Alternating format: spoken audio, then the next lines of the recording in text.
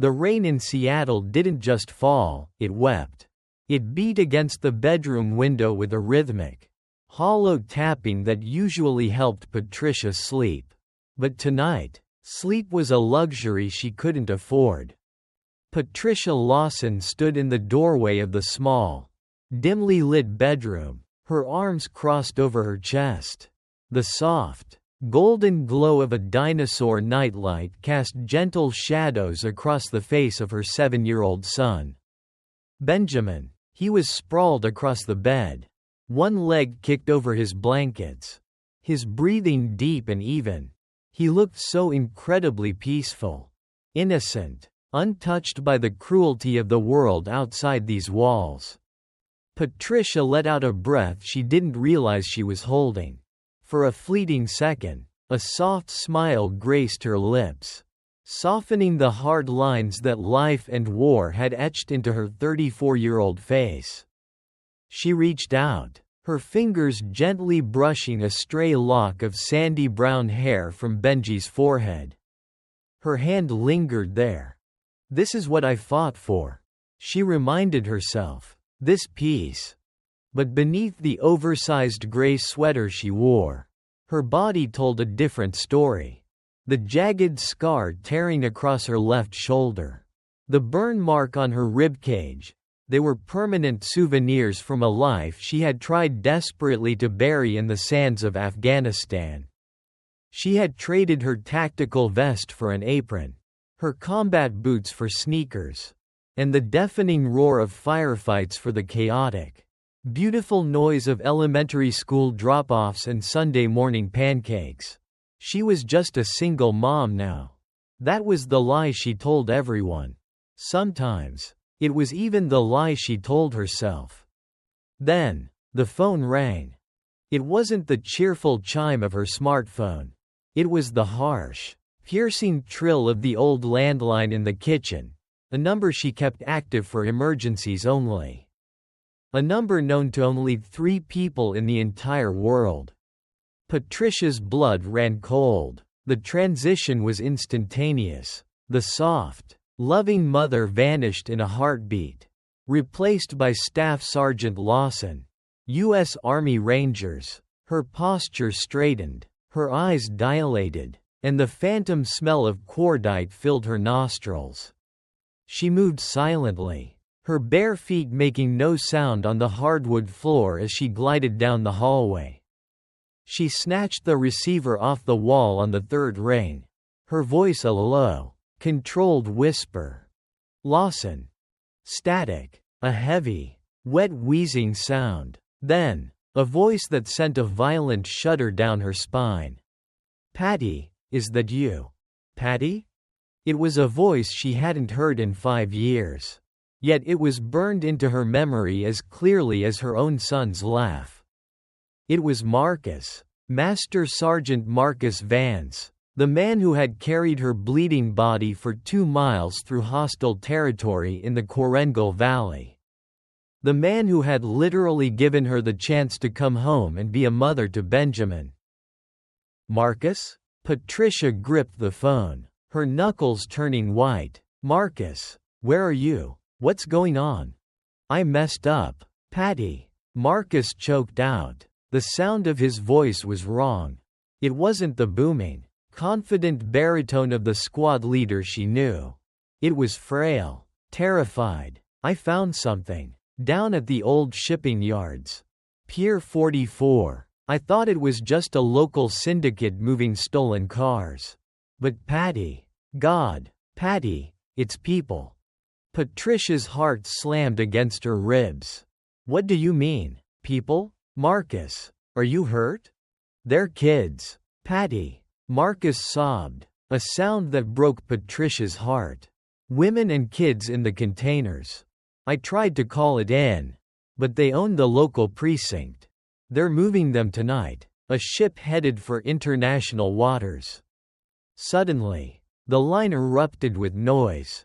The distinct, terrifying sound of a steel door being kicked open, shouting in a language Patricia couldn't immediately identify. "Hey, he's in here," a voice barked in the background.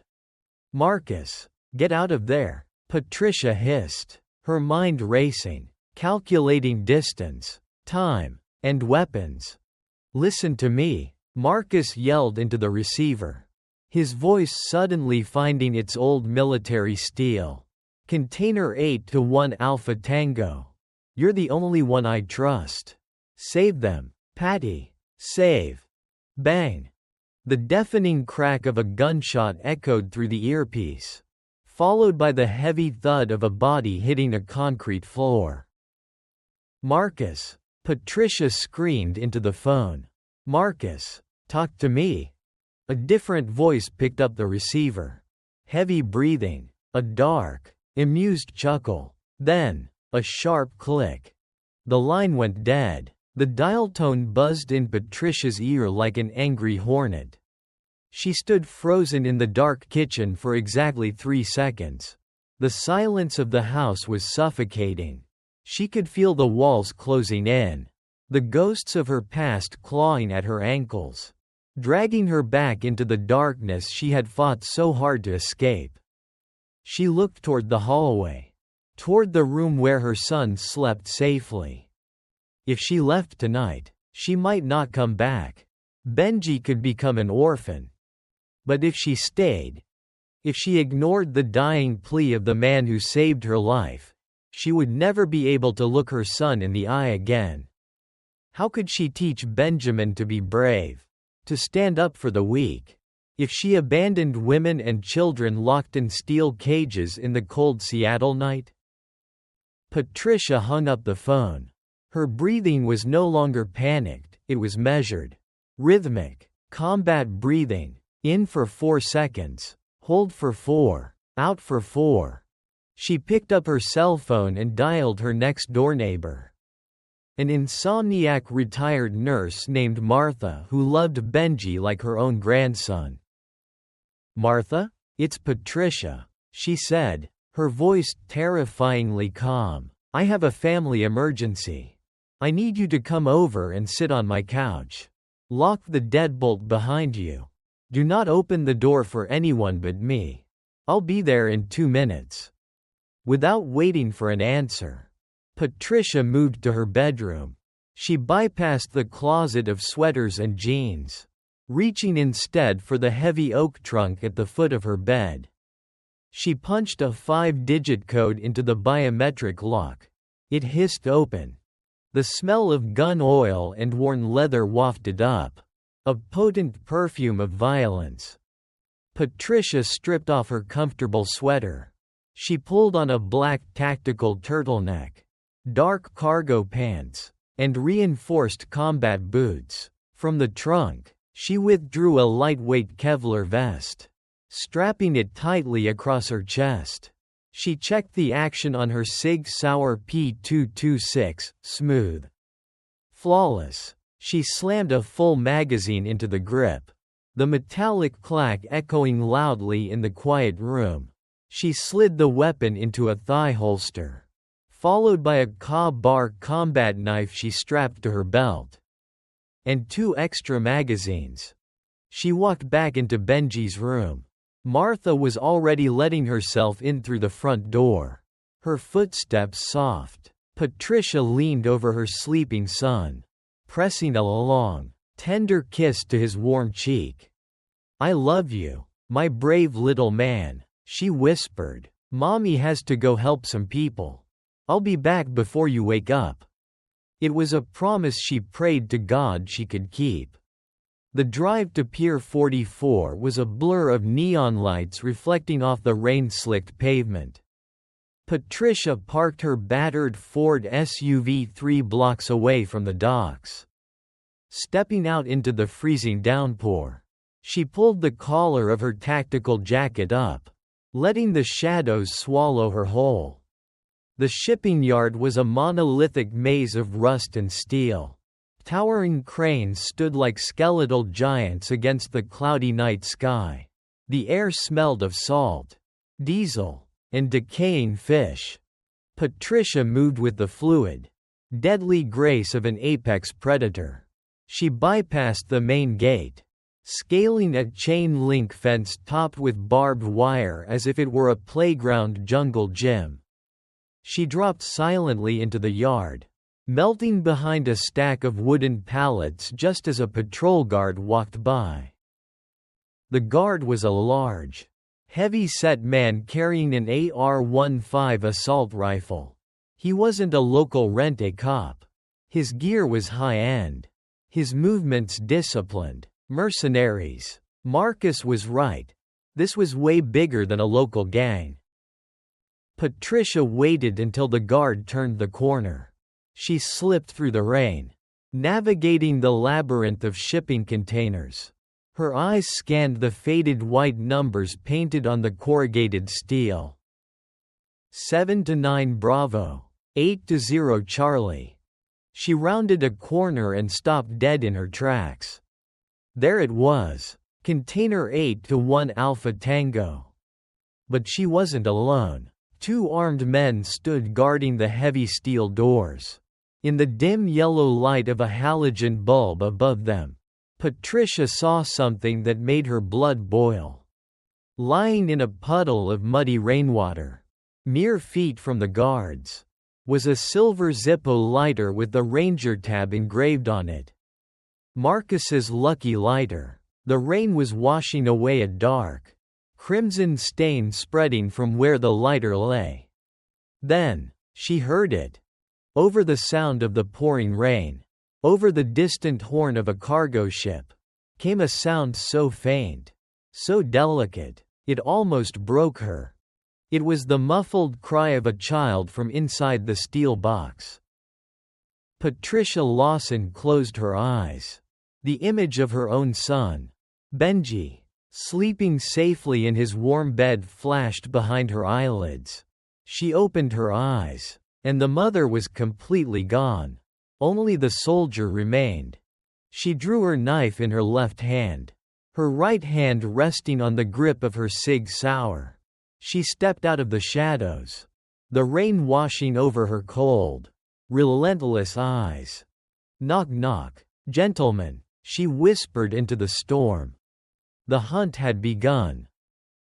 The rain was a freezing sheet of glass against Patricia's face. But she didn't blink. From the shadows of a rusted crane, she studied her targets. 2 guards, ex-military, judging by the way they stood, spaced out, covering each other's blind spots. Weapons held at the low ready. They were good. But Patricia Lawson was a ghost. And in the dark, ghosts always have the advantage. She took a slow, deliberate breath, inhaling the metallic scent of wet iron and impending violence. She threaded a sleek, black suppressor onto the barrel of her Sig Sauer P226. Click, twist, lock. She moved. She didn't run, she glided. The driving rain masked the faint slush of her boots on the wet concrete. She approached the guard on the left, approaching from his 6 o'clock. 10 feet, 5 feet. With explosive speed, Patricia closed the final distance. Her left arm snapped around the guard's throat like a steel vise, crushing his windpipe before he could utter a single sound. Simultaneously, her right hand drove the pommel of her combat knife into the base of his skull. The man went limp instantly, his nervous system short-circuiting. Patricia didn't let him drop. She used his dead weight, pivoting flawlessly as the second guard turned, alerted by the subtle shift in the air. The second man's eyes widened. He opened his mouth to shout, his finger tightening on the trigger of his AR-15. Peefed, peefed. 2 suppressed rounds spat from Patricia's Sig center mass. The guard's Kevlar vest caught the first, but the second struck him cleanly in the throat. He crumpled backward into the muddy puddles, his rifle clattering against the corrugated steel of the shipping container. The yard fell dead silent again, save for the relentless downpour. Total elapsed time, 4.2 seconds. Patricia kept her weapon raised, sweeping the perimeter. Clear. She lowered the gun and stepped toward the center of the lights. The adrenaline that had sharpened her senses to a razor's edge began to recede, replaced by a cold, hollow ache in her chest. Master Sergeant Marcus Vance lay on his back in the mud. His eyes were open, staring blankly at the stormy Seattle sky. The rain was washing away the blood pooling beneath his tactical vest. Patricia dropped to one knee, the muddy water soaking through her cargo pants. She reached out, her trembling hand gently closing Marcus's eyelids. "I'm sorry, brother," she whispered, her voice cracking. "I'm so sorry I was late." She allowed herself 2 seconds of grief. 1, 2. Then, the soldier took over again. Marcus wouldn't have called her just to watch him die. He was a tactician. He always had a contingency plan. Her eyes fell on the silver Zippo lighter lying inches from his outstretched hand. The Ranger tab engraved on the metal gleamed dully under the yellow floodlight. Patricia picked it up. It felt wrong. It was too heavy. She popped the lid. Instead of a wick and flint, the inside was hollowed out. Tucked neatly into the casing was a tiny, encrypted micro SD card. "I found something, Patty." His dying words echoed in her mind. She slipped the Zippo into her tactical vest. "I've got it, Marcus. I've got it." Patricia stood up and turned her attention to the massive steel doors of Container 8 to 1 Alpha Tango. She stripped a heavy ring of keys from the belt of the nearest dead guard. After 3 agonizingly slow tries, a heavy brass key slid into the padlock. Clack. Patricia gripped the heavy iron handles. She braced her boots against the wet asphalt and pulled with all her might. The stench hit her first. It was a physical wall of odor, unwashed bodies, raw fear, vomit, and ammonia. It was the smell of human desperation. Patricia gagged, pulling the collar of her turtleneck up over her nose. She reached into her vest, pulled out a high-lumen tactical flashlight, and clicked it on. The harsh white beam pierced the pitch-black interior of the steel box. Patricia's breath caught in her throat. Her gun hand lowered, the weapon suddenly feeling heavier than lead. Huddled together on the cold, bare metal floor were at least 30 people. Mostly women and children. They cowered away from the light, throwing their skinny arms over their faces, whimpering in terror. They were dressed in rags, shivering violently in the freezing dampness of the container. Patricia stepped inside, her combat boots echoing softly. "It's okay," she said, her voice gentle, raising her empty hands to show she meant no harm. "I'm not with them. I'm here to help." No one moved. The air was thick with pure, unadulterated terror. Then, a small figure separated from the mass of bodies in the corner. It was a little girl, no older than 7. Her dark hair was matted with dirt, her face streaked with tears. She was clutching a torn, filthy teddy bear tightly to her chest. Patricia's heart shattered. She looked exactly like Benji's age. If the world were a different, crueler place for Patricia, that could be her son shivering in this iron cage. The little girl took a hesitant step forward. She looked at Patricia's dark tactical gear, the lethal weapon strapped to her thighs, and the fresh blood on her knuckles. But then, the child looked up into Patricia's eyes. Children always know. They can see past the armor. They can see the soul. The little girl reached out a trembling, dirt-stained hand and gently touched the wet fabric of Patricia's sleeve. "Are you an angel?" the girl whispered in broken English. her voice barely louder than a breath. A tear broke free from Patricia's eye, mingling with the rain on her cheek. She knelt down, completely ignoring the tactical vulnerability of the position, and met the little girl at eye level. "No, sweetheart," Patricia whispered fiercely, taking the little girl's freezing hand in her own warm one. "I'm a mom, and nobody is going to hurt you ever again." As the words left her mouth, a profound shift occurred within Patricia Lawson. The trauma of her past, the fear of the future, the exhaustion, it all evaporated. What replaced it was a terrifying, maternal wrath. Elias Thorne and his mercenaries hadn't just crossed a line, they had summoned a demon in mother's clothing. The intimate moment shattered. The entire shipping yard was waking up.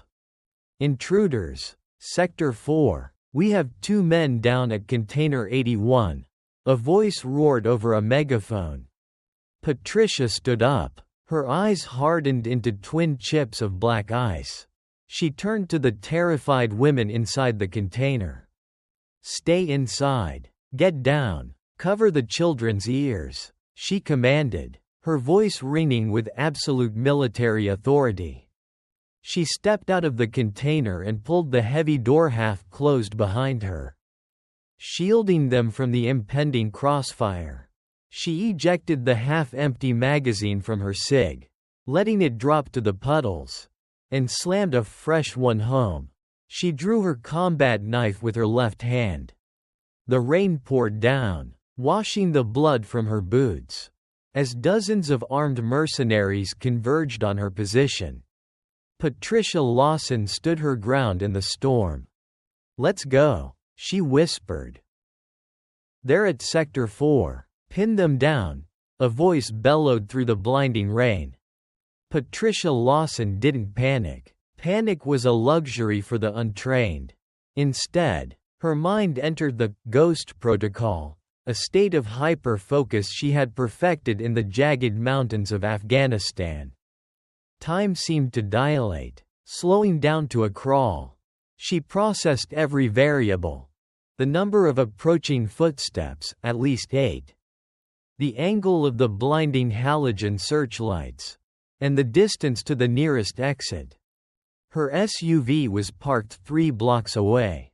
There was no mathematical way she could sneak 30 starving, terrified women and children out on foot, let alone fit them into a Ford Explorer.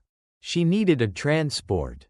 Her eyes darted through the rain-lashed yard and locked onto a massive, idling 10-wheeler box truck parked 50 yards away, right next to the loading docks. Its diesel engine was purring, the exhaust pipe blowing thick gray smoke into the night air. It was the smuggler's transport, prepped and ready to move the human cargo to the ship. Perfect. There, by the container, a mercenary shouted, raising his assault rifle. Before he could pull the trigger, Patricia moved. She raised her Sig Sauer and fired 3 suppressed rounds in rapid succession. Peefed, peefed, peefed. She didn't aim for the men, she aimed for the light. "I can't see. Where did she go?" someone yelled. Total darkness was Patricia's domain. She holstered her pistol and pulled a flashbang grenade from her tactical belt, a little souvenir from her ranger days. She yanked the pin and hurled it toward the center of the approaching voices. "Cover your eyes," she barked back into the container. "Move, now," Patricia roared to the captives. The women, driven by a primal instinct to survive, surged out of the steel box. Patricia grabbed the hand of the little girl with the teddy bear, practically lifting her off the ground as they ran. "Keep your heads down, head for the truck," Patricia commanded, firing one-handed into the darkness to lay down suppressing fire. The mercenaries were recovering, firing blindly into the storm. A bullet zipped past Patricia's ear, close enough that she felt the displacement of air. Another struck a puddle near the little girl's feet, splashing them with freezing mud. 50 yards. 30 yards. 10 yards. They reached the back of the box truck. The cargo doors were already unlatched. "Get in! Get in! Push them up!" Patricia yelled, helping hoist the women and children into the dark cavern of the truck bed. She practically threw the little girl inside, slamming the heavy steel doors shut and throwing the locking bar into place. "Hold on tight," she screamed through the metal. Patricia sprinted for the cab. A mercenary stepped out from behind a stack of pallets, leveling a shotgun at her chest.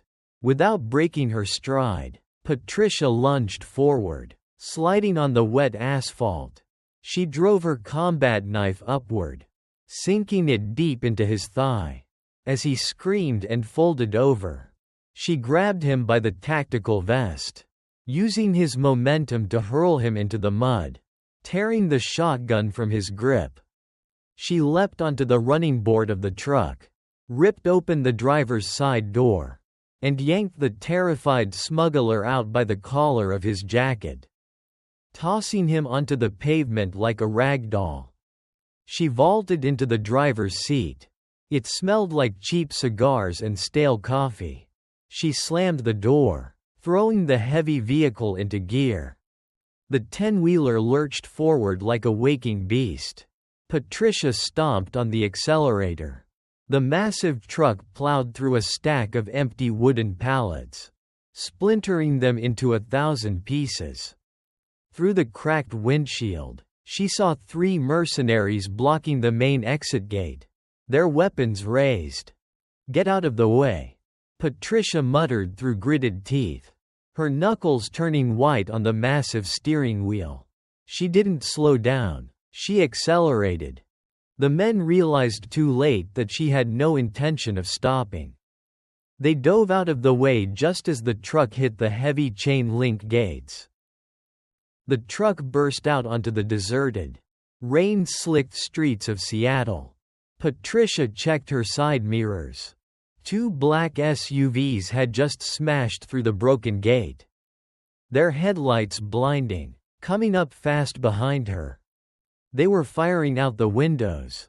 A bullet shattered the truck's side mirror. Another spider webbed the windshield right in front of Patricia's face. She ducked instinctively, a shard of glass slicing a thin, red line across her cheek. The sting of the cut snapped her into sharp focus. The mother in her wanted to cry out for Benji. The soldier in her simply calculated the RPMs and the turning radius. She couldn't outrun them in a straight line. The truck was too heavy, too slow. She needed to use the environment. "All right, boys, let's play," she growled. She slammed the brakes and violently cranked the steering wheel to the right. The heavy truck fishtailed, its back end swinging out like a massive steel pendulum. The driver of the first pursuing SUV didn't have time to react. The truck's heavy rear bumper caught the SUV squarely on the front quarter panel. 1 down, 1 to go. Patricia straightened the truck and gunned the engine down a narrow alleyway in the industrial district. The remaining SUV was right on her tail. She needed to lose them. And she couldn't take this massive truck to her house. That would put Benji in danger. She needed a safe house. She grabbed her encrypted cell phone from her vest and hit speed dial number 2. "Doc," she said the moment the line clicked open. "Patty? Jesus. Do you know what time it is?" A gruff, gravelly voice answered. Doc. Harrison was a former Navy corpsman who now ran a clandestine clinic for off-the-grid veterans. "I need your garage, Doc. The big one down on 4th Avenue," Patricia said, her voice tight as she swerved to avoid a dumpster. "And I need medical supplies. Blankets, food, trauma kits." Are you hurt? Doc's voice instantly turned professional. Not me. I've got cargo. 30 souls. Women and kids. There was a 2-second pause on the line. Doc didn't ask questions. He knew Patricia well enough to know she wouldn't call unless it was life or death. The garage doors will be open. You have 3 minutes before I lock them down, Doc said. Copy that. Patricia tossed the phone onto the passenger seat. The second SUV was pulling up alongside her. A man leaning out the window with a submachine gun. She didn't flinch. She waited until they were driving parallel, mere inches apart. Then, with a cold, calculated stare, she jerked the steering wheel hard to the left, ramming the massive side of the truck directly into the SUV. The smaller vehicle was pinned between the truck and the brick wall of an abandoned warehouse. Sparks flew in a brilliant shower as the SUV was dragged along the wall. Its side completely crushed. Patricia hit the brakes, and the SUV spun out of control, crashing into a pile of steel barrels. Silence descended, broken only by the steady hum of the truck's diesel engine and the relentless rain. Patricia let out a long, shaky breath. Her hands were trembling so violently she could barely hold the steering wheel. The adrenaline crash was hitting her like a tidal wave. She touched her cheek, her fingers coming away stained with blood. She looked at her reflection in the rearview mirror. The soft, smiling mother who had kissed her son goodnight just an hour ago was completely gone. The woman staring back at her was a warrior covered in mud, blood, and rain. She put the truck in gear and headed toward Doc's garage. She had won the battle. But as the encrypted Zippo lighter burned a heavy hole in her pocket, Patricia knew the terrifying truth. The war had just begun. Patricia wrestled the battered 10-wheeler into the massive garage, the air brakes hissing violently as the truck came to a shuddering halt. The moment the vehicle cleared the threshold, the heavy steel door slammed back down, plunging them into the secure, fortified belly of Doc's sanctuary. Doc Harrison stood in the center of the concrete floor. Illuminated by a single, swinging pendant light, he was a mountain of a man, built like a linebacker, with a thick gray beard and forearms covered in faded navy tattoos. He wore a heavy canvas apron over a faded flannel shirt, his medical bag already open on a stainless steel workbench. Patricia killed the engine. The sudden silence was deafening, broken only by the rapid, terrifying thud of her own heartbeat. She jumped down from the cab, her boots hitting the concrete with a heavy thud. She was a mess, covered in rainwater, motor oil, and the blood of men she had just killed. Doc took one look at her, his hardened eyes softening for a fraction of a second. "You look like hell, Patty," Doc rumbled, his voice like gravel in a cement mixer. "I've been better." Patricia managed a tight, exhausted smile. "Help me get them out." Doc nodded, moving toward the back of the truck. Patricia threw the locking bar and opened the heavy doors. The 30 women and children were huddled together in the darkness of the truck bed, their eyes wide with residual terror. They flinched as the harsh garage lights spilled in. "It's okay," Patricia said softly, switching from the hardened soldier back to the reassuring mother. "You're safe now. This is a friend." Doc stepped forward, his massive frame imposing, but his demeanor incredibly gentle. He held up his hands, showing them empty. "Come on down, folks. I've got blankets, hot tea, and some soup heating up in the back. Nobody's going to hurt you here." Slowly, hesitantly, they began to climb down. when the little girl with the filthy teddy bear appeared at the edge of the truck.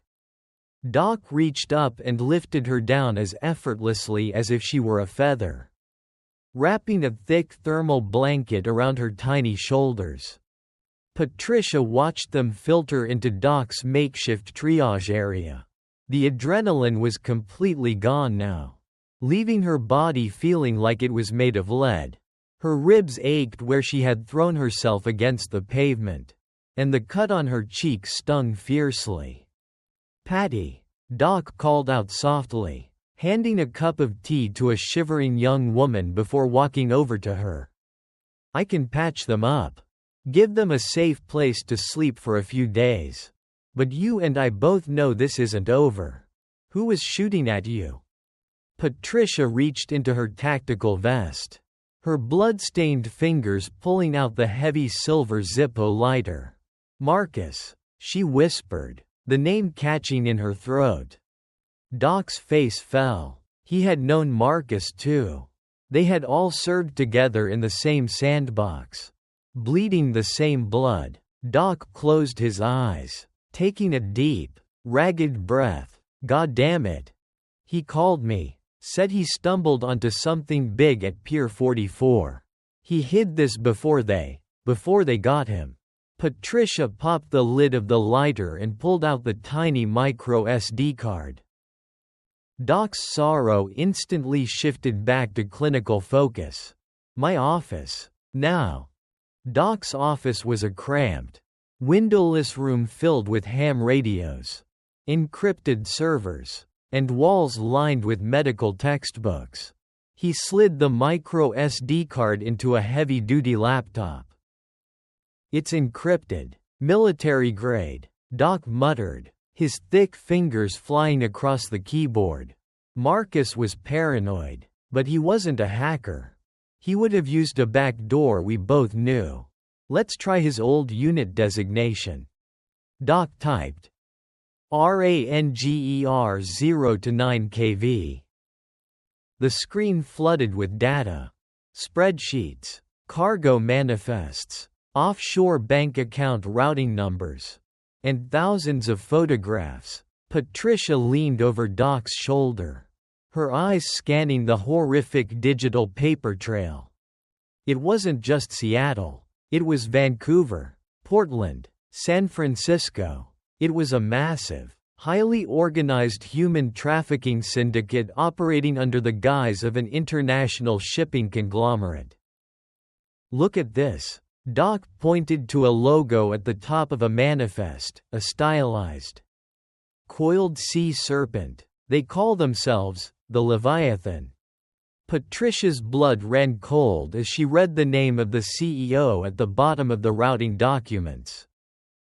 "Elias Thorne," she breathed, the name tasting like ash in her mouth. Doc froze, turning his chair to look at her. "Elias Thorne? The billionaire? The guy who just donated $50 million to the new children's hospital downtown?" "It's a front," Patricia said, her voice shaking with quiet, lethal rage. "He's washing his dirty money through charities while shipping women and children in steel boxes like livestock. Marcus found out, and Thorne had him executed."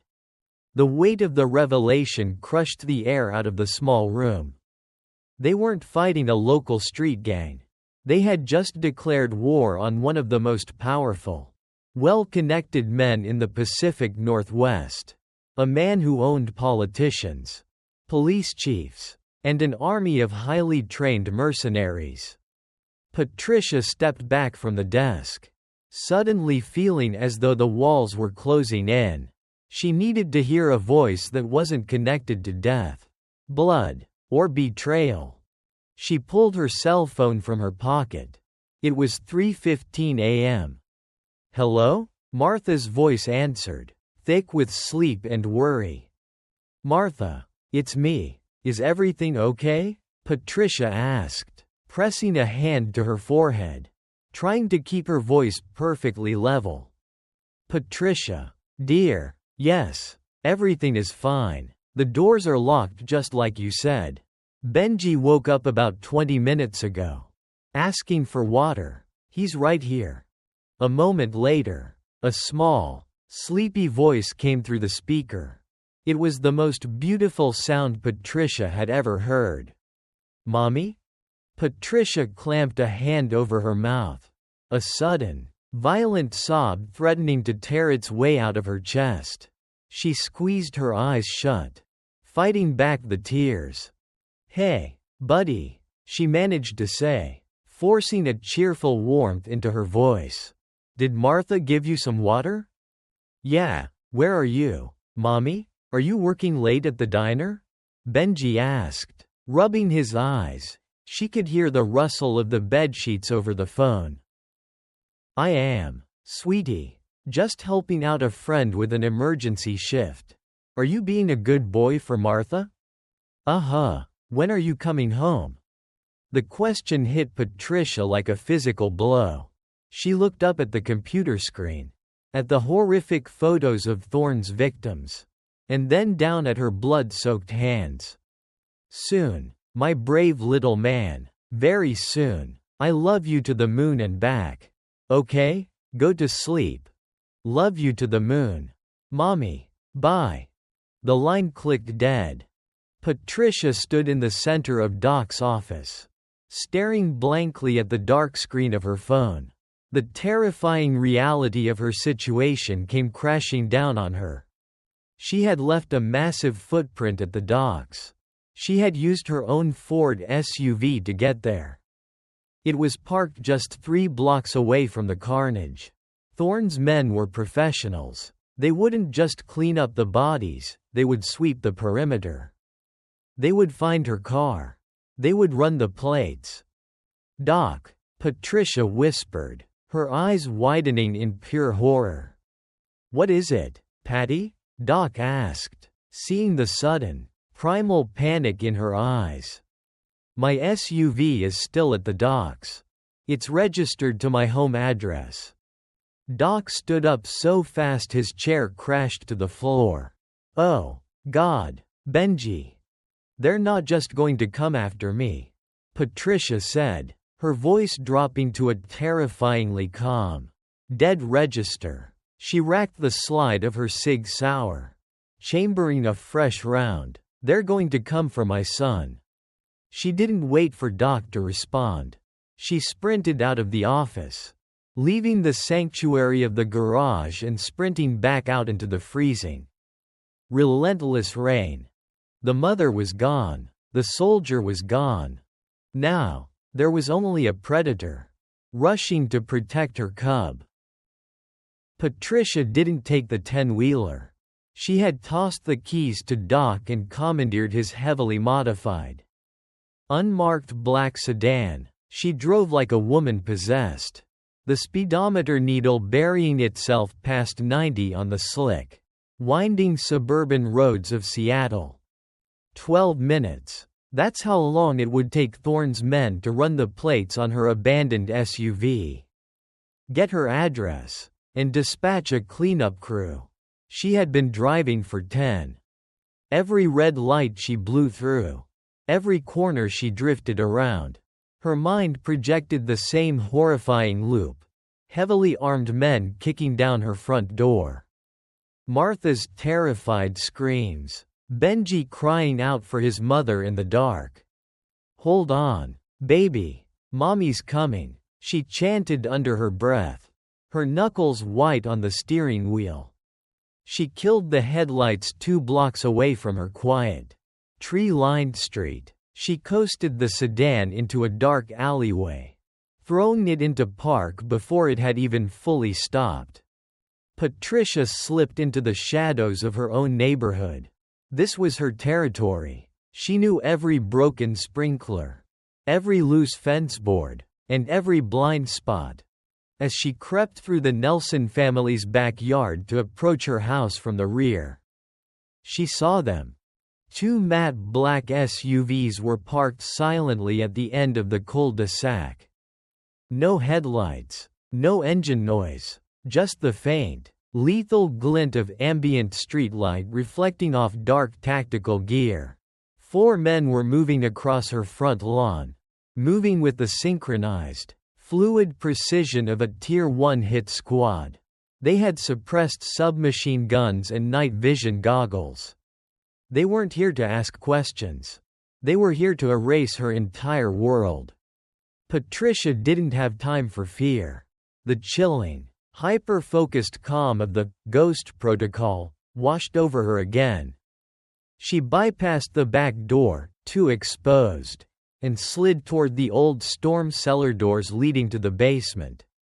She knew the left hinge squeaked, so she lifted the heavy wooden door slightly as she pulled it open, slipping inside without making a sound. She glided up the basement stairs and into the kitchen. The house smelled faintly of the cinnamon pancakes she had made for Benji that morning. The sheer violation of it, these monsters bringing death into the place where her son ate his breakfast, ignited a cold, nuclear rage in her chest. She heard a soft click. The front door swung open. Patricia pressed her back against the kitchen island, drawing her combat knife. She didn't want to use the SIG yet. Gunshots, even suppressed ones, might wake Benji and Martha too soon and cause them to panic. 2 men entered the hallway. The first one swept the living room, his weapon raised. The second man stepped into the kitchen. He never saw her. Patricia struck like a viper. Her left hand clamped over his mouth and nose, yanking his head back, exposing his throat. Her right hand drove the bar knife upward, severing his carotid artery and vocal cords in one brutal, efficient motion. She lowered his twitching body gently to the linoleum floor, right next to Benji's toy fire truck. 1 down, 3 to go. The man in the living room turned, sensing the absence of his partner. Bravo 2. Status? He whispered into his headset. Patricia stepped out from the kitchen doorway, her Sig Sauer raised. Peeved. The round caught him dead center in the forehead.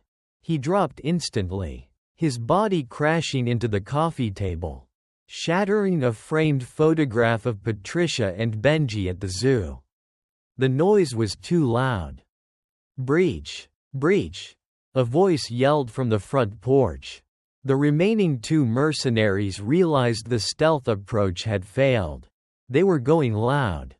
Patricia hit the deck as a hail of bullets chewed through the drywall above her head. Wood splinters and plaster rained down on her. Martha, get Benji down! Patricia screamed over the deafening roar of gunfire. She crawled on her elbows and knees down the hallway toward Benji's bedroom. The door flew open, and Martha stood there, her face pale as a ghost, clutching a baseball bat in her trembling hands. Behind her, Benji was sitting up in bed, crying, his hands over his ears. Patricia, oh my God, Martha shrieked. Get away from the door. Patricia barked, sliding into the room and kicking the door shut behind her. She rushed to the bed and grabbed her son, pulling him into a fierce, desperate embrace. Shush, shush, I'm here, baby, mommy's here, she whispered, kissing the top of his head. Mommy, what's happening? Why are there loud noises? Benji sobbed, clinging to her tactical vest, his small hands smearing the dried blood from the shipping yard. It's just a bad storm. Sweetie, a really bad storm, but we're going to play a game. Okay? We're going to play hide and seek. Patricia looked up at Martha, her eyes burning with intensity. Martha, grab the go bag from the closet. The black duffel. Now. Martha, fueled by pure adrenaline, nodded frantically and tossed the heavy bag to Patricia. They're in the back room. Flush them out, a voice shouted from the living room. We're leaving through the window. Patricia commanded. She slung the duffel bag over her shoulder and moved to the bedroom window.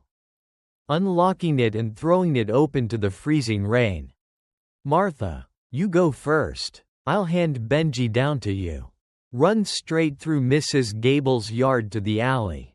Do not stop. Do not look back. My car is right there." Martha scrambled out the window, landing heavily in the muddy flower bed. Patricia turned to Benji. "You have to be so brave for me right now. Okay? Like a superhero." "I'm scared, Mommy," Benji cried. "I know, baby, I know, but I will never let anyone hurt you. I promise." She lifted him up and passed him through the window into Martha's waiting arms. Just as Benji cleared the sill, heavy boots kicked the bedroom door. The wood splintered, but the deadbolt held, for now. "Go, run," Patricia screamed out the window. She spun around, dropping to one knee, her Sig Sauer locked on the doorway. The door burst open, and a mercenary rushed in, sweeping his weapon. Patricia fired twice. Center mass. The man fell backward into the hallway. The fourth man, realizing it was a fatal bottleneck, blindly tossed a spherical object into the room. A fragmentation grenade. Time stopped. Patricia looked at the lethal explosive rolling across the carpet, stopping right next to Benji's dinosaur nightlight. She had 2 seconds. She didn't hesitate. She dove headfirst out the open window, the night air rushing past her face. Patricia hit the ground hard, all the air rushing out of her lungs. Her ears were ringing with a high-pitched whine. She forced herself up, ignoring the agonizing pain in her ribs and the ringing in her head. She looked back at her home. Benji's bedroom was engulfed in flames, black smoke billowing into the rainy sky. The life she had built, the PTA meetings, the pancake sundaes, the illusion of safety, was burning to ashes. She limped furiously through the backyards, catching up to Martha and Benji in the alleyway. They were huddled next to Doc's sedan, soaking wet and terrified. "Get in," Patricia rasped, her throat raw from the smoke. She shoved them into the backseat and jumped behind the wheel, throwing the car into drive and speeding away just as police sirens began to wail in the distance.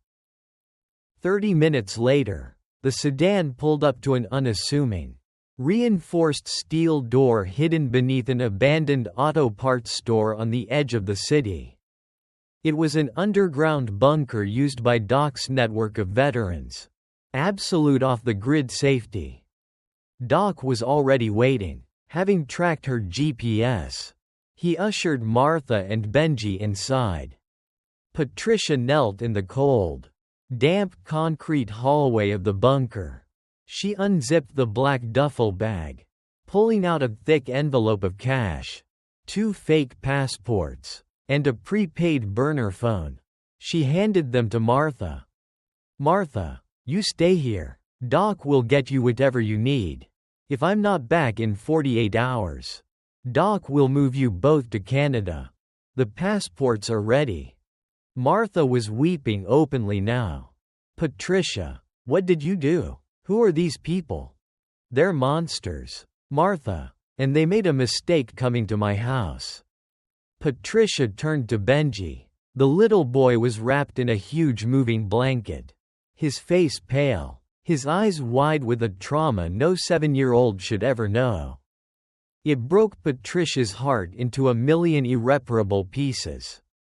She knelt in front of him, pulling him into a long, tight embrace. She closed her eyes, memorizing the smell of his hair, the warmth of his small body.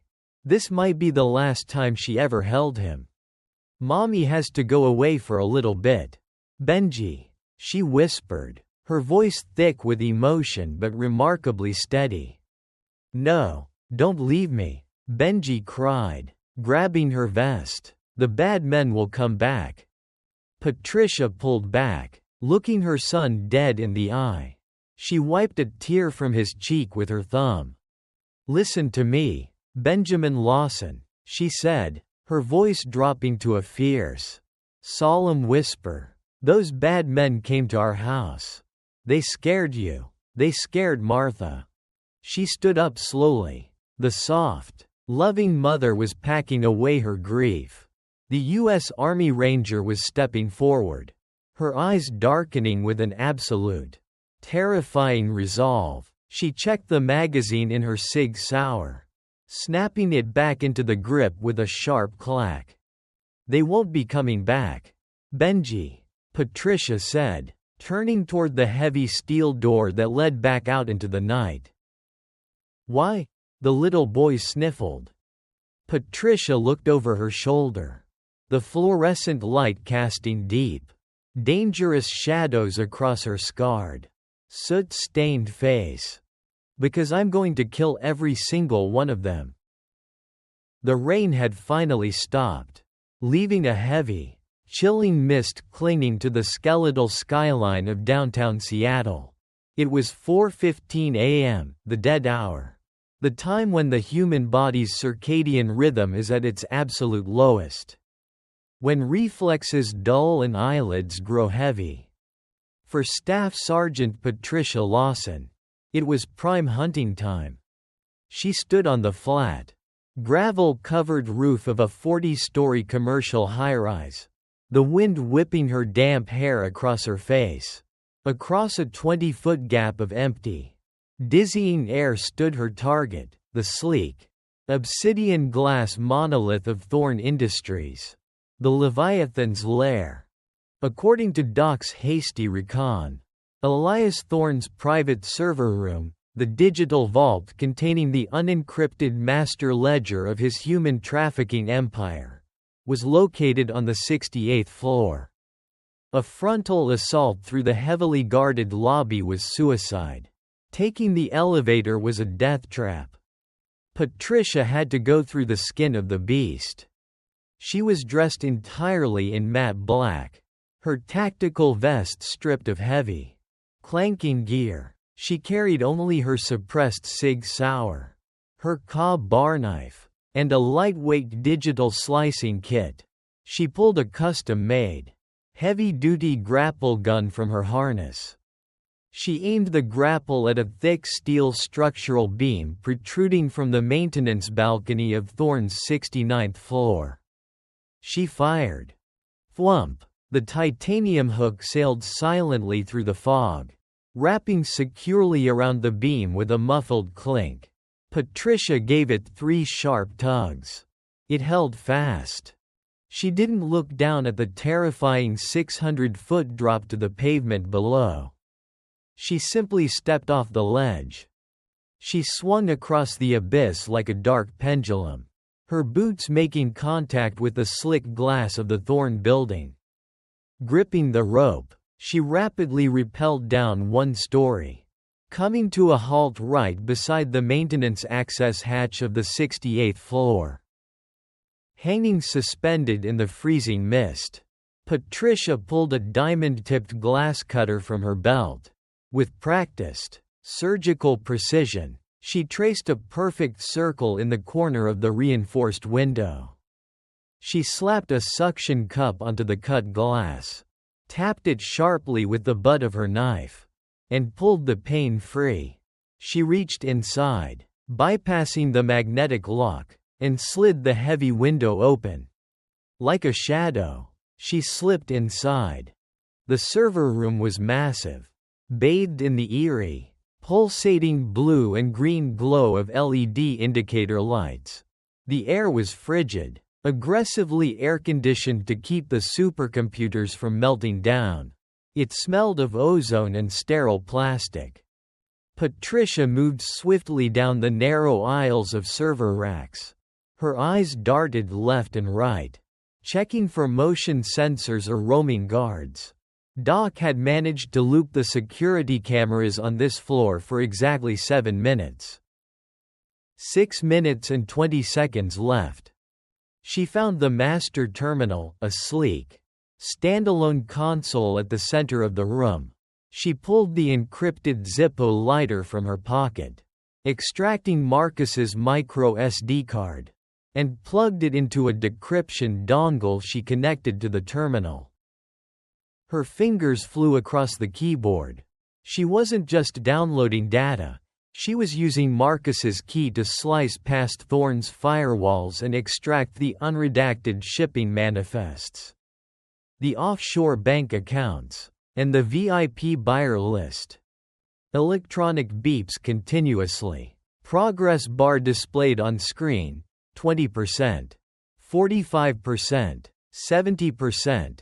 Come on, she urged silently, her eyes fixed on the screen. Suddenly, her trained ears caught a sound that didn't belong. It wasn't the hum of the servers. It was the faint, rhythmic squeak of a rubber sole on polished linoleum. Someone was walking down the corridor outside the server room. Patricia glanced at the monitor. 85%. She couldn't abort. If she pulled the drive now, the data would corrupt, and Marcus would have died for nothing. The heavy security door of the server room slid open with a soft hiss. A private security guard stepped inside.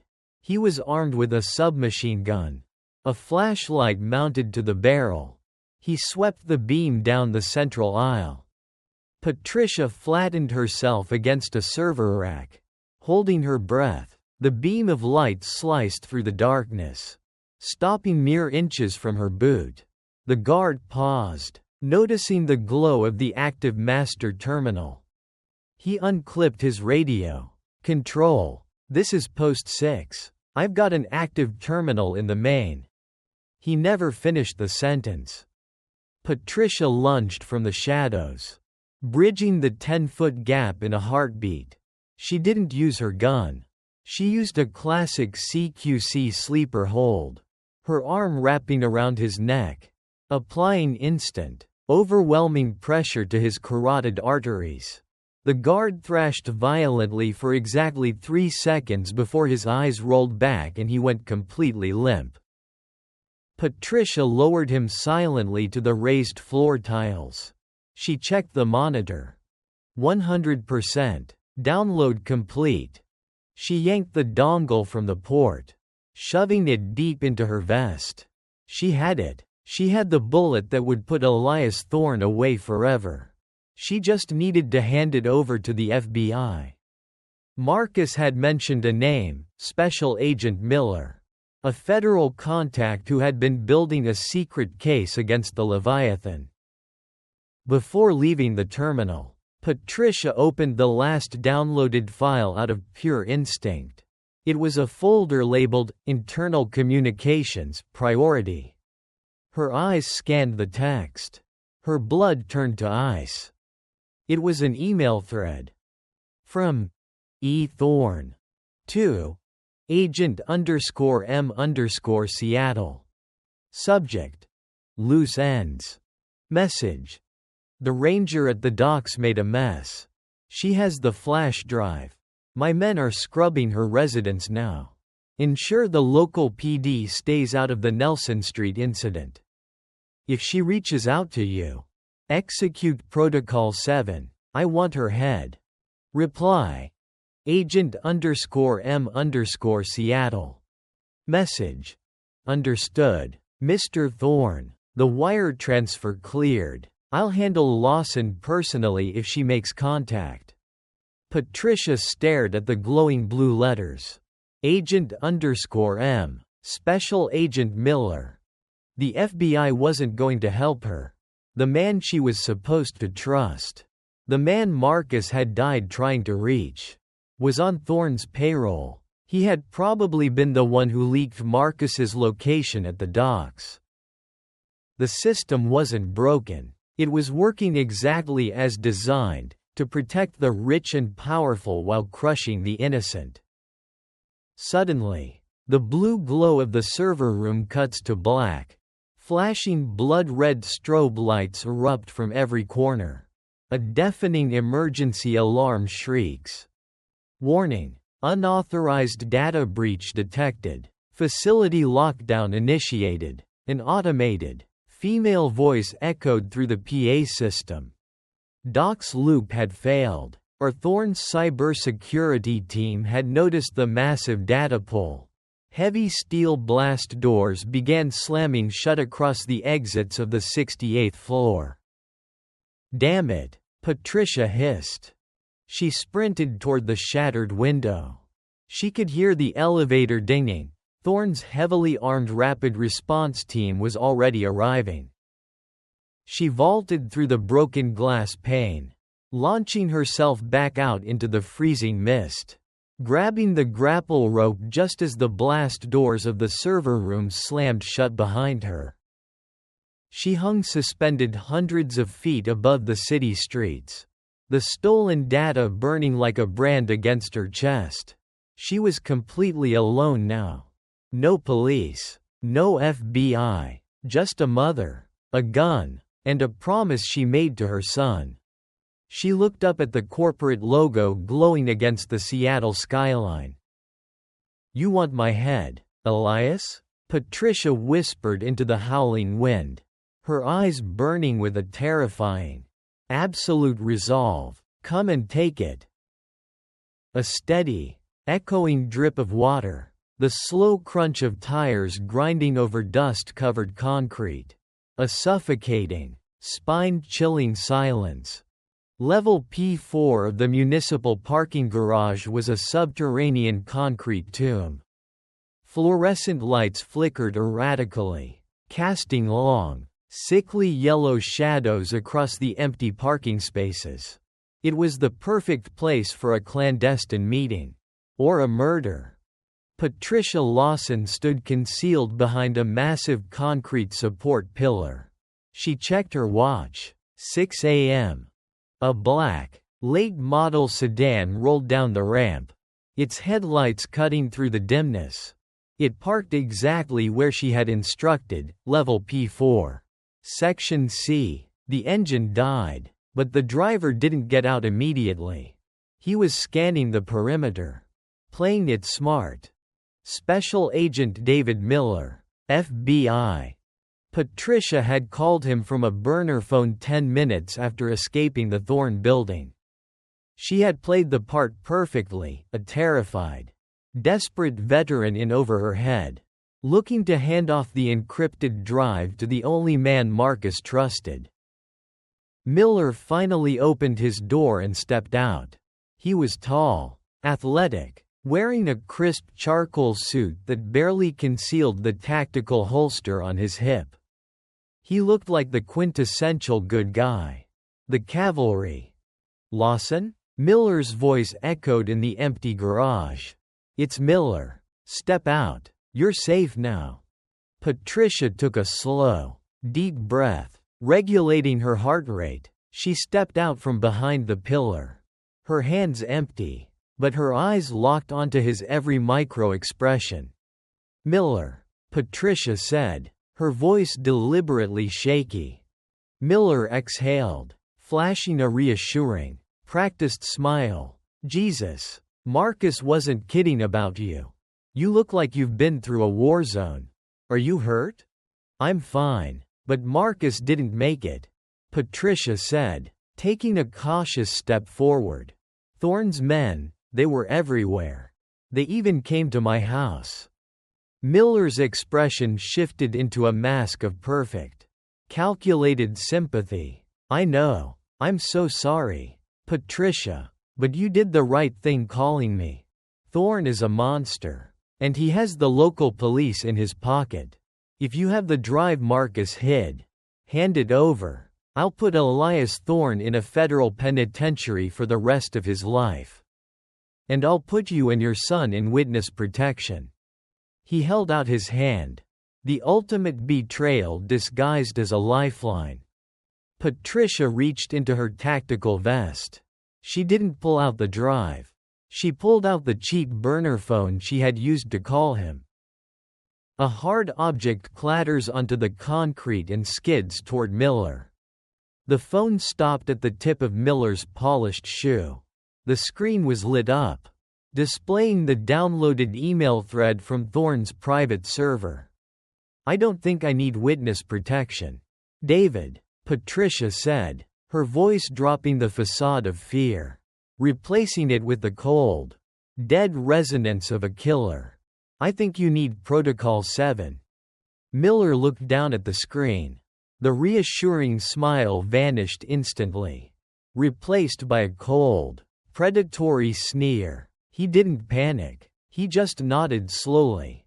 "You're a resourceful woman, Lawson. I'll give you that." Miller sighed, unbuttoning his suit jacket. "Thorne said you were a loose end. Turns out, you're a whole damn unraveled sweater." "How much, Miller?" Patricia asked. Her muscles coiled like heavy springs. "How much did it cost to sell out Marcus? To let them put women and children in metal boxes?" "Grow up, Sergeant," Miller scoffed, his hand resting casually near his holster. "There's no justice in this world. There's only power. And the people who can afford it. Thorne owns the Pacific Northwest. I just made sure I was on the winning team." A gun ripped from its holster with a lightning-fast swoosh. Miller was fast. Tier 1 fast. He drew his Glock 19 and fired in a fraction of a second. But Patricia was already moving. A deafening gunshot echoes through the parking garage. A bullet thuds into the concrete pillar right where Patricia had just stood, kicking up a thick cloud of cement dust. She didn't draw her own weapon at this range. Drawing took too long. Instead, she closed the distance. She dove under his line of fire, her shoulder slamming into his midsection with the force of a freight train. Miller grunted as the air left his lungs. But his FBI training kicked in. He brought the butt of his pistol down hard, aiming for the back of her head.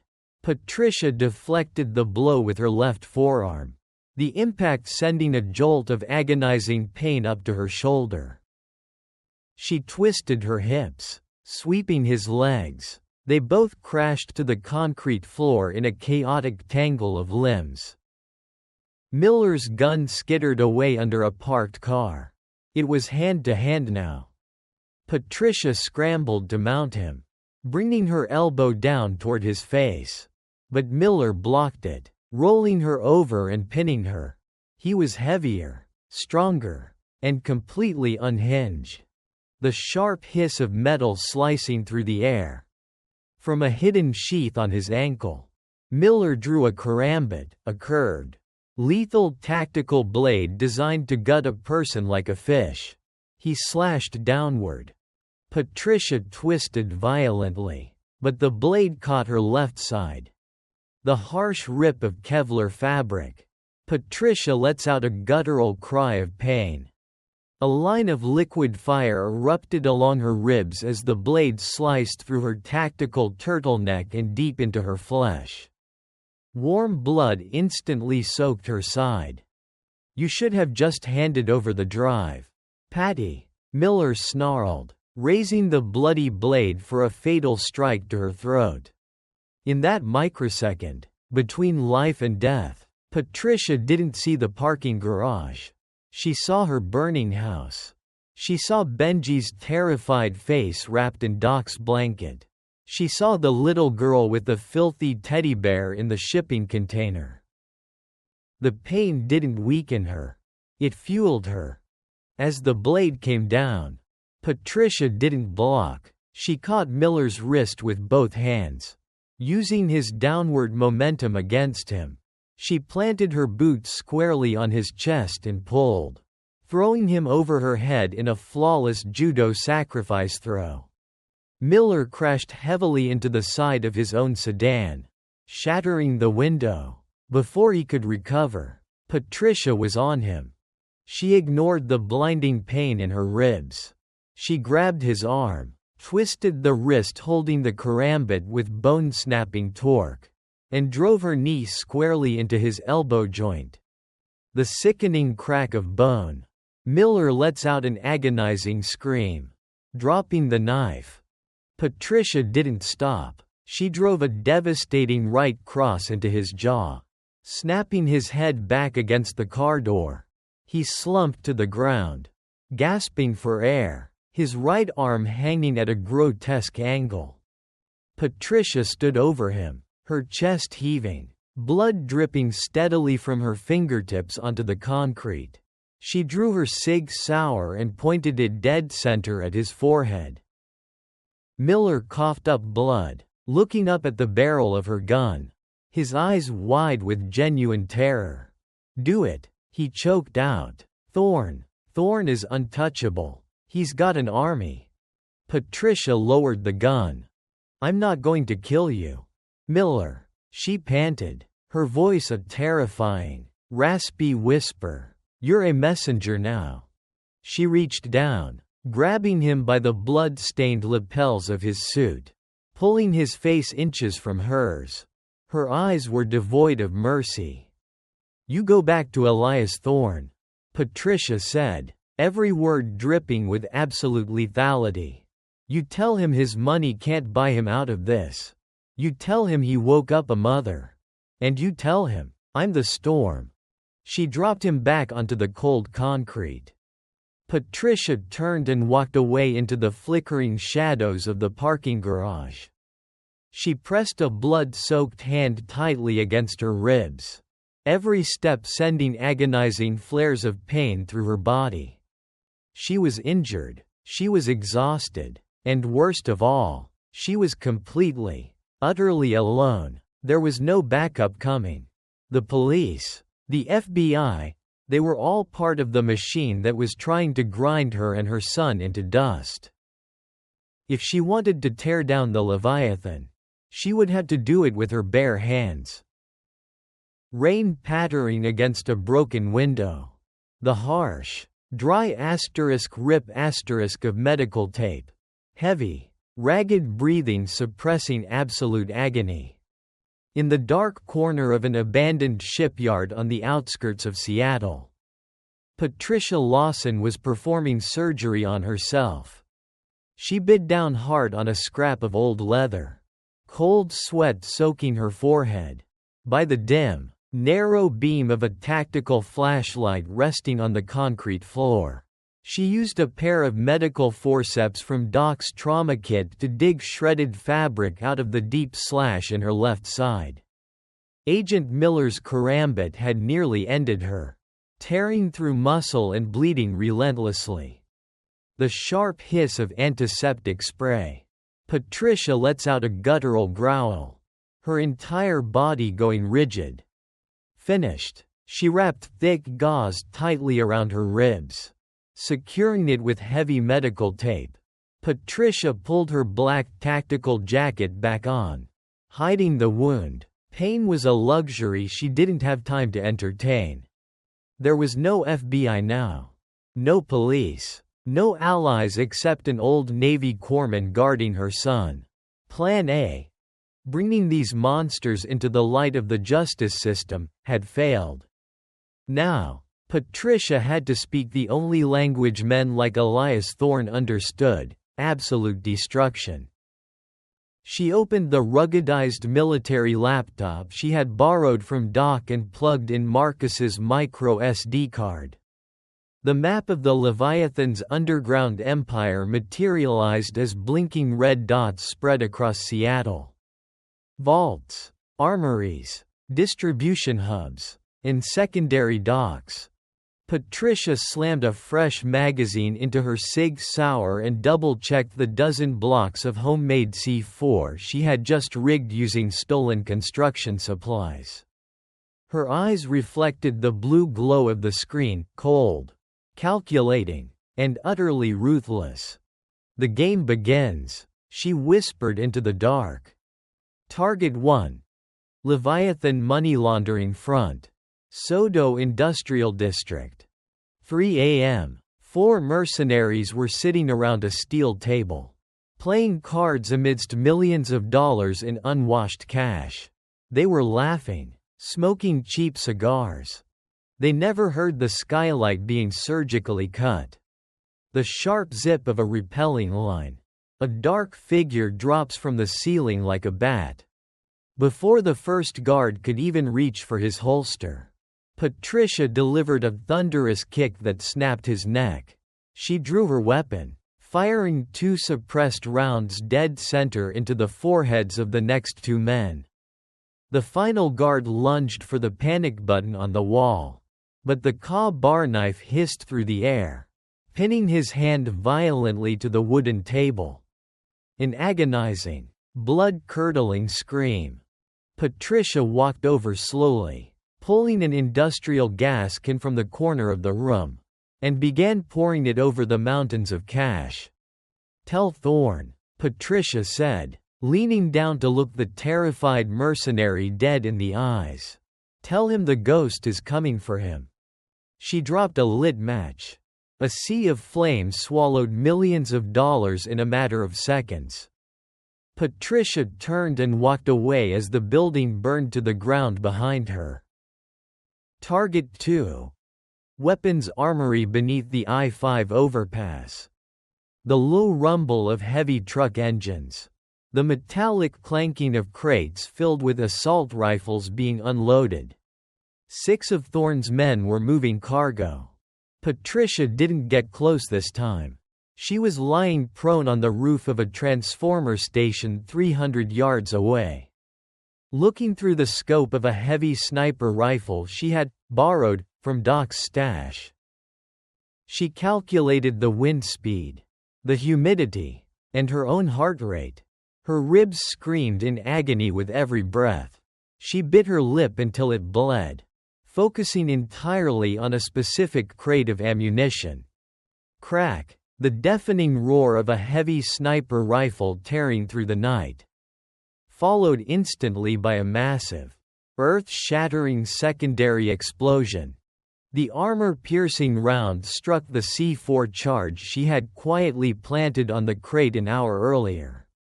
The entire staging area went up in a blinding fireball, flames shooting dozens of feet into the night sky. Thorne's men scattered in absolute panic, running from the rain of melting metal. Once again, Patricia vanished into the shadows without a trace. Within 24 hours, 10 of Thorne's facilities had been leveled. Supply lines were severed. Tens of millions of dollars evaporated into ash. His network of enforcers was pushed into a state of sheer terror. None of them knew if they were fighting a highly trained army or a demon. They only called her the Ghost. On the 70th floor of the Thorne Tower, the billionaire Elias Thorne hurled a crystal whiskey glass against the reinforced window. The sharp crash of shattering crystal. "One woman," Thorne roared, his face flushed with unprecedented rage. He grabbed his head of security by the collar. "You have hundreds of shooters. State-of-the-art tech. And you're letting a single mother dismantle half my empire?" "Sir, she isn't a normal civilian," the commander stammered, cold sweat beading on his forehead. "She's an army ranger. She knows our tactical doctrines. She anticipates our moves. She's waging a guerrilla war right in the middle of our city." Thorne threw the commander to the floor. He looked out the window, where plumes of black smoke from his destroyed facilities were still rising against the Seattle skyline. He knew that if he didn't kill Patricia Lawson, the Leviathan would fall. "Lock down the main port. Tonight, that ship leaves with its cargo. No matter the cost," Thorne ordered, his voice dropping to a lethal chill. "And mobilize every elite unit we have. I will be on that ship myself.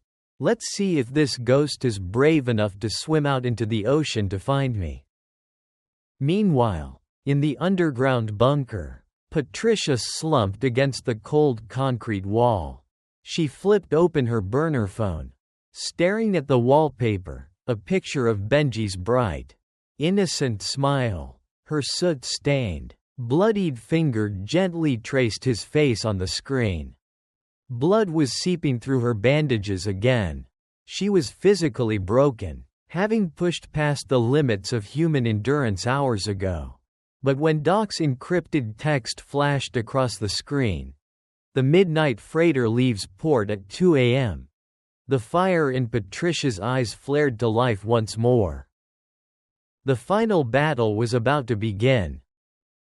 The deafening roar of a Category 2 gale.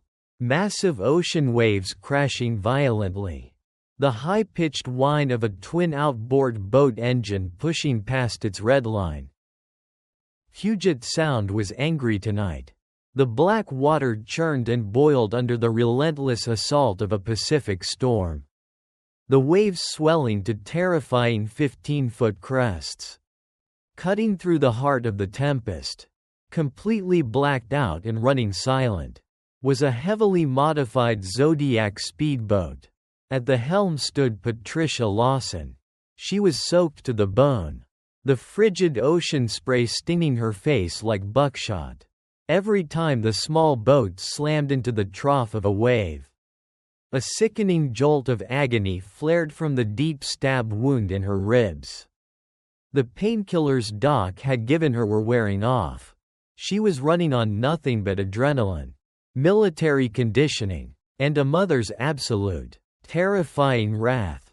Through the rain-streaked darkness, a monolithic shadow loomed on the horizon. It was the Oceanic Vanguard, a massive, 800-foot container ship. Thorne's midnight freighter. It was moving fast, plowing through the storm toward the invisible line of international waters. Once it crossed that line, U.S. jurisdiction ended. Thorne and his cargo of human souls would vanish forever. Not tonight, Patricia thought, her grip tightening on the steering wheel. Not on my watch. She pushed the throttle to the maximum. The boat engine screams, launching over a massive wave. The Zodiac flew across the water, closing the gap. The sheer scale of the freighter was paralyzing. Its rusted steel hull rose from the churning sea like a sheer metal cliff face. Patricia locked the Zodiac's steering column, letting it ride parallel to the massive ship. She grabbed her heavy-duty pneumatic grapple gun from the deck. She had one shot at this. If she missed, the churning wake of the freighter's massive propellers would pull her under and grind her to pieces. She waited for the Zodiac to rise on the crest of a massive swell. 3, 2, 1. She pulled the trigger. The titanium hook rockets upward through the rain, followed by a sharp clang of metal on metal. The hook caught the railing of the lower maintenance deck. Patricia didn't hesitate. She killed the Zodiac's engine, clipped the climbing ascender to her tactical harness, and stepped off the small boat just as a rogue wave smashed it against the freighter's hull, crushing the fiberglass into splinters. She was dangling 70 feet above the lethal, boiling ocean. The groan of the massive ship's hull, the wind howling through the ropes. Patricia began to climb, hand over hand, muscle tearing, lungs burning. The wind whipped her violently against the freezing steel of the hull. Blood began to seep through her bandages, mixing with the seawater and rain, but she forced her mind to detach from the physical shell of her body. Pull, breathe, pull. She pictured Benji's face. She pictured the little girl with the dirty teddy bear. Pull, breathe, pull. With a final, agonizing groan, she reached the railing and hauled herself over, collapsing onto the grated steel deck. Heavy, ragged breathing over the sound of the rain. She lay there for 5 seconds, the storm washing over her. Then, the soldier took over. She drew her suppressed Sig Sauer, chambering around. The deck of the container ship was a chaotic labyrinth of towering, corrugated steel boxes. The rain was coming down sideways, reducing visibility to less than 20 feet. The deck pitched and rolled violently with the ocean swells, making every step treacherous. Two heavily armed mercenaries in bright yellow rain slickers emerged from the corridor ahead. Their assault rifles slung over their shoulders. Fighting against the wind, Patricia melted into the shadow of a container. As the ship rolled heavily to the starboard side, the two men stumbled, momentarily losing their footing. That was all she needed. Two muted, pit, sounds barely audible over the storm. Double tap. Both men dropped to the slick deck, their bodies sliding toward the scuppers as the ship tilted. Patricia moved past them without a second glance, scooping up two fragmentation grenades from their tactical belts. She navigated the maze of containers, heading toward the bow. According to Doc's intel, the human cargo would be kept in the lower forward holds, close to the heating vents to keep them from freezing to death, but far enough from the crew quarters to mask the noise. Suddenly, a voice boomed over the ship's external PA system, cutting through the thunder. The crackle of a loud PA system. Elias Thorne's aristocratic, arrogant voice echoes across the ship. Attention all security personnel. We are 20 minutes from international waters. Hold your positions. And to our uninvited guest, Ms. Lawson. Yes, David Miller survived long enough to give me your name. You put up a valiant fight for a housewife. But you are out of your depth. Surrender now. And I promise your death will be quick. Keep fighting. And I will make sure the men who visit your son tomorrow are not as forgiving. Patricia stopped dead in her tracks. A cold, absolute silence fell over her mind, completely drowning out the roaring storm. Thorne shouldn't have mentioned Benji. She holstered her pistol and drew her Ka-Bar combat knife in her left hand. Keeping the SIG in her right, she stepped out into the open main deck, right into the blinding sweep of a security floodlight. Contact. Main deck. Port side. A mercenary screamed from the catwalk above. The deafening rattle of heavy machine gun fire tearing into the metal containers around her. Sparks fly everywhere. Patricia didn't hide. She charged. Using the violent pitching of the ship to her advantage, she slid across the rain-slicked deck, dodging the hail of bullets. She tossed one of the stolen grenades up toward the catwalk. A massive explosion rocks the deck. A fireball illuminates the storm, raining debris and bodies down onto the steel plates. She breached the heavy steel doors leading to the lower cargo hold. The stairwell was narrow and dimly lit. 3 guards rushed up the steps to meet her. In the confined space, the rifle was useless. Patricia was a master of close-quarters combat. She parried a bayonet thrust from the first guard, driving her knife deep into his collarbone, using his body as a human shield as the second guard opened fire. She pushed the dead weight forward, stepping out and firing 3 rapid shots into the remaining guards. The ringing echo of gunshots in a metallic hallway. Bodies tumbling down metal stairs. She descended into the belly of the beast. The lower hold was a cavernous space, smelling of diesel, rust, and fear. There, bolted to the floor, were 5 massive shipping containers. The padlocks were heavy and industrial. From inside, Patricia could hear the faint, muffled cries of hundreds of people realizing they were trapped in a sinking, violent nightmare.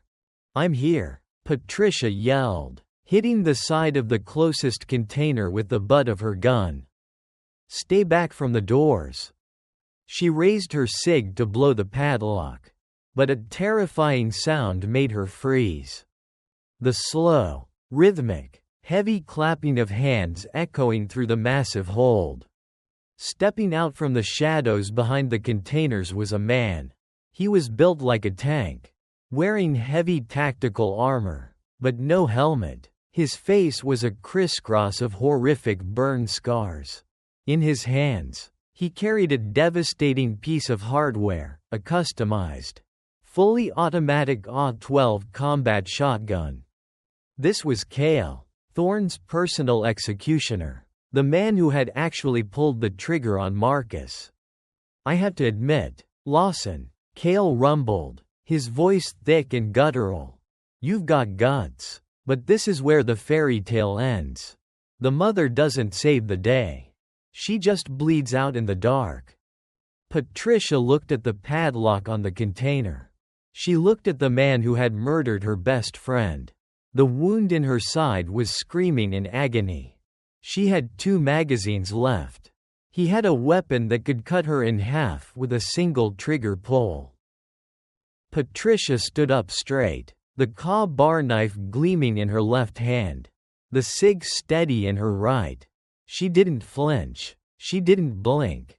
"You're right about one thing," Patricia whispered, her voice carrying an eerie, lethal calm that echoed through the hold. "This isn't a fairy tale." Cale racks the bolt of his massive shotgun. "It's a slaughter." The hollow, metallic echoing of the cargo hold. The distant, rhythmic thud of the ship's massive engines. The low whimper of children from inside the containers. Cale didn't wait for a signal. He leveled the AW-12 and opened fire. 3 deafening, rapid-fire shotgun blasts. Boom boom boom. Shrapnel and sparks fly as the slugs tear into the steel walls. Patricia dove behind a heavy crate of machinery. The slugs shredded the wood like it was paper. She knew she couldn't win a firefight at this range. That shotgun would turn her to lace before she could land a headshot. She had to close the distance. She had to go primal.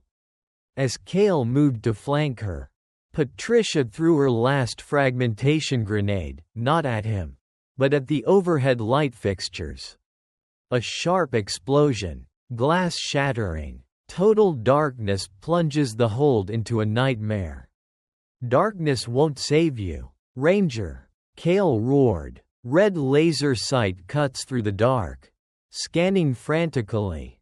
Patricia didn't answer. She moved through the darkness like a ghost, her boots silent on the cold steel. She used the noise of the storm outside to mask her breathing. She was no longer a person, she was a shadow. Cale fired at a sound to his left. Boom. He was wrong. Patricia was on his right. She lunged. She didn't use her gun, she used her knife. She drove the bar into the gap in Cale's tactical vest. Right under his armpit, Cale roared in pain, swinging the heavy shotgun like a club. The barrel caught Patricia in her wounded ribs. A sickening crack of bone. Patricia gasps in agony. She flew backward, hitting a container door, her vision blurred. The world was spinning. She could taste copper in her mouth.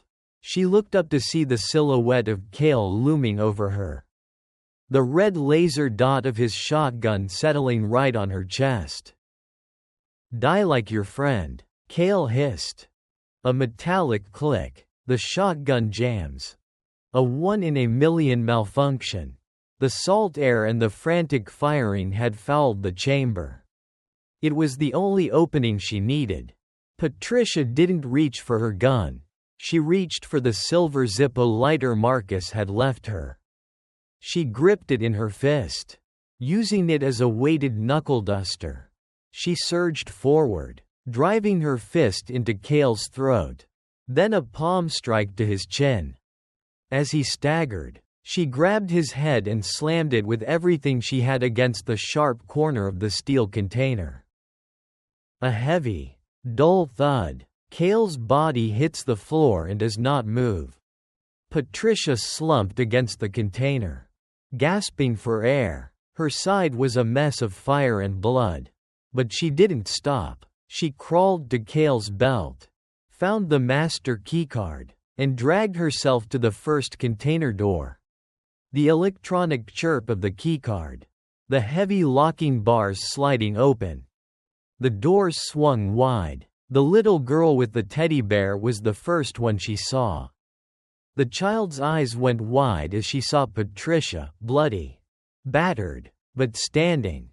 "Go," Patricia rasped, her voice barely a whisper. "Up the stairs. To the lifeboats. Now." As the survivors began to pour out of the containers, a cold, calm voice drifted down from the upper observation deck. A truly moving performance. Sergeant Elias Thorne stood at the railing, looking down at the chaos. He held a sleek, gold-plated pistol in one hand and a remote detonator in the other. "You've freed them," Thorne smiled, his eyes devoid of any humanity.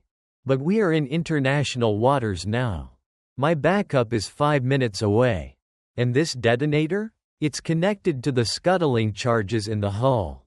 If I can't have my cargo, no one will. I'll send you and all these souls to the bottom of the Pacific."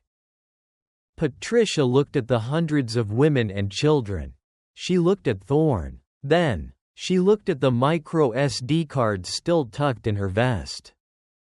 "You're right about the international waters, Elias," Patricia said, her voice growing stronger. She pulled out her burner phone, the one Doc had boosted with a satellite uplink. "But you forgot one thing. I didn't just call the FBI." She hit send. "I called the U.S. Coast Guard and a live stream to every major news outlet in the country. The data on this drive? It just went public. Your bank accounts are frozen. Your friends in D.C. are already burning your files to save themselves.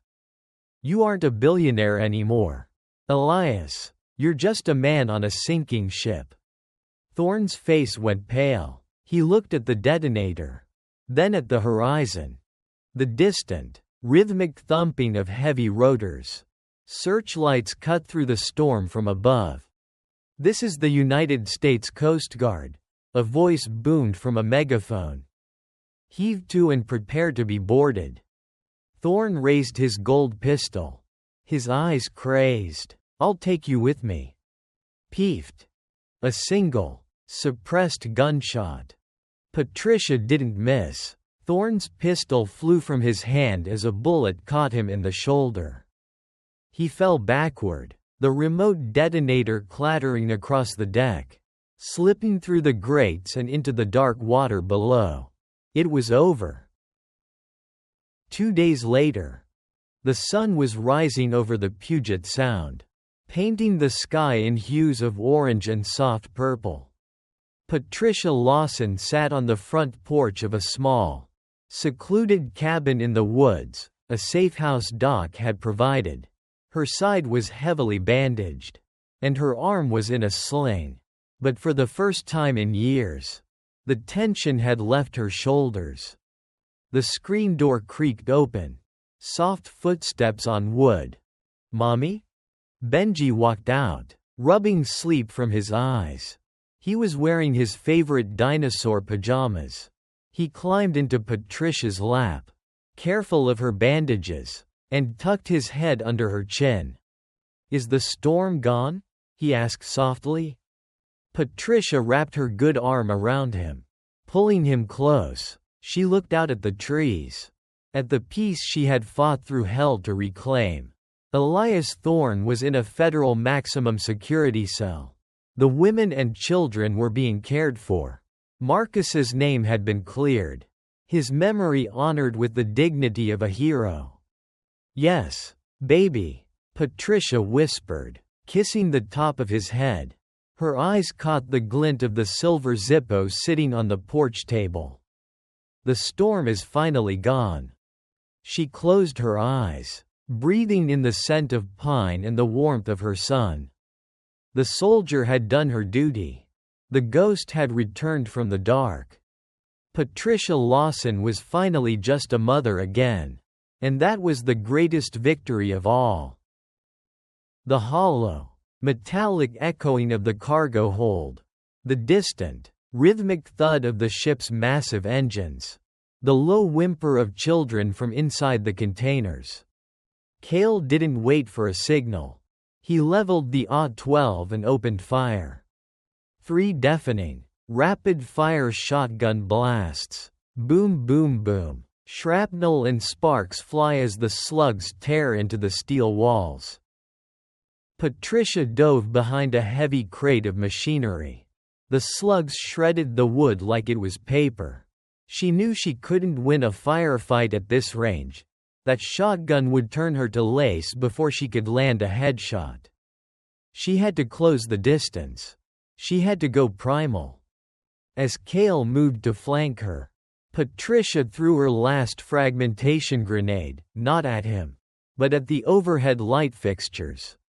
A sharp explosion, glass shattering, total darkness plunges the hold into a nightmare.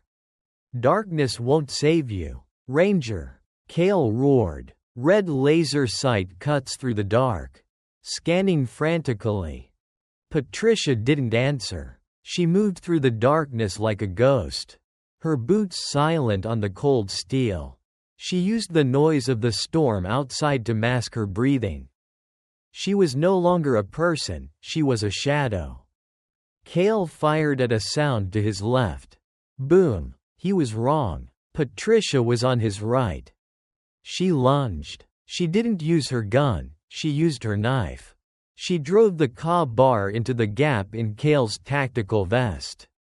Right under his armpit, Cale roared in pain, swinging the heavy shotgun like a club. The barrel caught Patricia in her wounded ribs. A sickening crack of bone.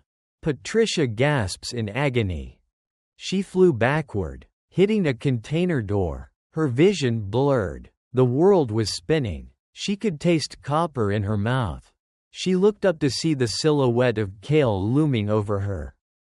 The red laser dot of his shotgun settling right on her chest. Die like your friend, Cale hissed. A metallic click. The shotgun jams. A 1 in a million malfunction. The salt air and the frantic firing had fouled the chamber. It was the only opening she needed. Patricia didn't reach for her gun. She reached for the silver Zippo lighter Marcus had left her. She gripped it in her fist, using it as a weighted knuckle duster. She surged forward, driving her fist into Cale's throat, then a palm strike to his chin. As he staggered, she grabbed his head and slammed it with everything she had against the sharp corner of the steel container. A heavy, dull thud. Cale's body hits the floor and does not move. Patricia slumped against the container, gasping for air. Her side was a mess of fire and blood.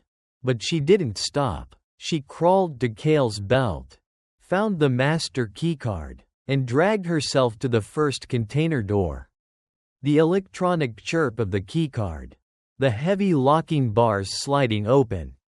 The doors swung wide. The little girl with the teddy bear was the first one she saw. The child's eyes went wide as she saw Patricia, bloody, battered, but standing. Go, Patricia rasped, her voice barely a whisper. Up the stairs, to the lifeboats, now. As the survivors began to pour out of the containers, a cold, calm voice drifted down from the upper observation deck. A truly moving performance. Sergeant Elias Thorne stood at the railing, looking down at the chaos. He held a sleek, gold-plated pistol in one hand and a remote detonator in the other. "You've freed them," Thorne smiled, his eyes devoid of any humanity. "But we are in international waters now. My backup is 5 minutes away. And this detonator? It's connected to the scuttling charges in the hull. If I can't have my cargo, no one will. I'll send you and all these souls to the bottom of the Pacific." Patricia looked at the hundreds of women and children. She looked at Thorne. Then, she looked at the micro SD card still tucked in her vest. You're right about the international waters, Elias, Patricia said, her voice growing stronger. She pulled out her burner phone, the one Doc had boosted with a satellite uplink. But you forgot one thing. I didn't just call the FBI. She hit send. I called the U.S. Coast Guard and a live stream to every major news outlet in the country. The data on this drive? It just went public. Your bank accounts are frozen. Your friends in D.C. are already burning your files to save themselves. You aren't a billionaire anymore, Elias. You're just a man on a sinking ship. Thorne's face went pale. He looked at the detonator. Then at the horizon. The distant, rhythmic thumping of heavy rotors. Searchlights cut through the storm from above. This is the United States Coast Guard. A voice boomed from a megaphone. Heave to and prepare to be boarded. Thorne raised his gold pistol. His eyes crazed. I'll take you with me. Peefed. A single, suppressed gunshot. Patricia didn't miss. Thorne's pistol flew from his hand as a bullet caught him in the shoulder. He fell backward, the remote detonator clattering across the deck, slipping through the grates and into the dark water below. It was over. 2 days later, the sun was rising over the Puget Sound, painting the sky in hues of orange and soft purple. Patricia Lawson sat on the front porch of a small, secluded cabin in the woods, a safe house Doc had provided. Her side was heavily bandaged, and her arm was in a sling. But for the first time in years, the tension had left her shoulders. The screen door creaked open. Soft footsteps on wood. Mommy? Benji walked out, rubbing sleep from his eyes. He was wearing his favorite dinosaur pajamas. He climbed into Patricia's lap, careful of her bandages, and tucked his head under her chin. Is the storm gone? He asked softly. Patricia wrapped her good arm around him, pulling him close. She looked out at the trees, at the peace she had fought through hell to reclaim. Elias Thorne was in a federal maximum security cell. The women and children were being cared for. Marcus's name had been cleared, his memory honored with the dignity of a hero. Yes, baby, Patricia whispered, kissing the top of his head. Her eyes caught the glint of the silver Zippo sitting on the porch table. The storm is finally gone. She closed her eyes, breathing in the scent of pine and the warmth of her son. The soldier had done her duty. The ghost had returned from the dark. Patricia Lawson was finally just a mother again. And that was the greatest victory of all.